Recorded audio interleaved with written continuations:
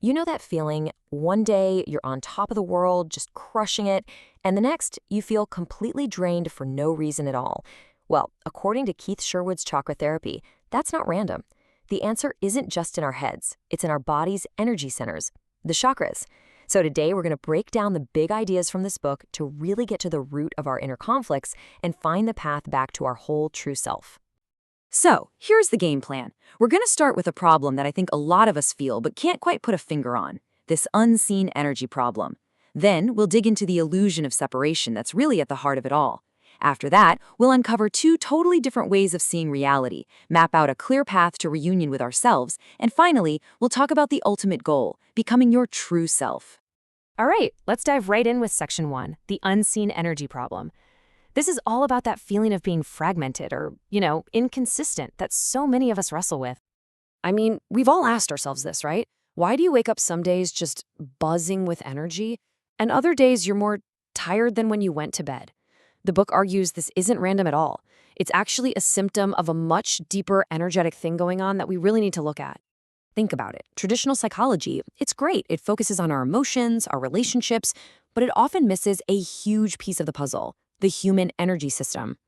Sherwood's point is that until we see ourselves as energy beings, the picture is just incomplete. Every single thought, every feeling, every action, at its core, it's an energy event. So the book gives a name to the source of all these issues: contraction. And this is so important. It's not a character flaw, it's a blockage. Imagine a dam in a river. Traumas, whether they're big or small, cause our energy system to literally contract, stopping our natural life force from flowing freely. And that blockage is what makes us feel so incomplete and all over the place. Okay, so if contraction is the symptom, what's the actual disease? What's the root cause? Well, that brings us to our next section, this powerful and often totally invisible illusion of separation that's creating all these blockages in the first place. So you've got two completely different ways of looking at the world here. On one side, there's this ancient idea of wholeness, the view that we are all interconnected parts of one giant, universal energy field. But then you have the modern worldview, the one we inherited from guys like Descartes and Newton, which tells us we're basically separate, isolated machines living in a big clockwork universe. And this right here is the heart of the argument. So much of our suffering comes from the fact that we've bought into this illusion of being separate. When we see ourselves as isolated little islands, we cut ourselves off from that universal energy, and maybe even more importantly, from all the different parts of ourselves. And that leads directly to that contraction we were just talking about. So, if the problem is basically an illusion, how in the world do we see past it? This next section, this is the real aha moment of the whole thing. The key isn't just to think differently, it's to learn how to perceive reality in a completely new way. And the book gives us an amazing tool for this. It's all about developing what it calls the second attention. This is presented as the #1 way to heal that split inside of us and reconnect with the whole. See, most of us spend pretty much our entire lives using our first attention. That's the rational, logical mind that gets data from our 5 senses. But the second attention? That's different. That's the intuitive heart. It doesn't analyze, it feels. It perceives energy fields directly, right here in the present moment.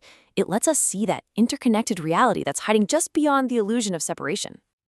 Okay, so we've got the problem, we know the root cause, and now we have the tool to fix it. So what's next? Let's get practical. Let's look at the actual path to healing this separation and, finally reuniting with ourselves. Now, the official name for this journey is psychospiritual integration.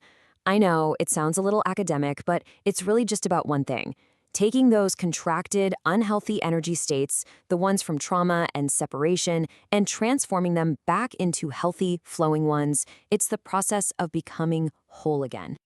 To really bring this home, the author shares this incredibly powerful story.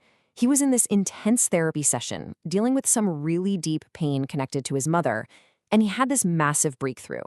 He realized that the parts of ourselves we try to push away, our pain, our messy relationships, they're still parts of us, and to refuse them is to refuse a piece of our own self. So this whole journey of reunion really breaks down into 3 clear steps. First, we recall. We have to remember and just acknowledge the parts of ourselves we've disowned or rejected. Second, we recover. We start gathering up those scattered pieces. And finally, we reunite. We creatively integrate all of these parts back into a new harmonious whole. It's literally a process of bringing every single part of yourself back home. And all of this leads us to our final section. What happens when you actually walk this path? What's the destination? It's all about becoming what the book calls your true self. The true self, or I am, isn't some new personality you have to build from scratch. No, it's the synthesis of all your parts, the good, the bad, the ones you like, and the ones you've hidden away for years. It's a state of being where you are so whole, so integrated, that your energy can finally flow freely without any of those contraction blockages. So what does that actually feel like to live from this place? Well, a person who's embodying their true self experiences this deep, unconditional joy. They're free from that gnawing fear of non-existence. They live completely in the now. They see the unity in everything. Put simply, they are reconnected.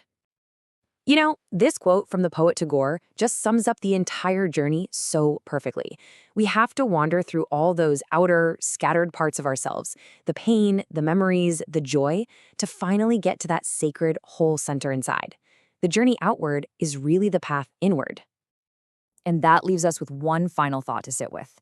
After exploring this whole path from feeling fragmented to feeling whole, the question really isn't about what's wrong with you.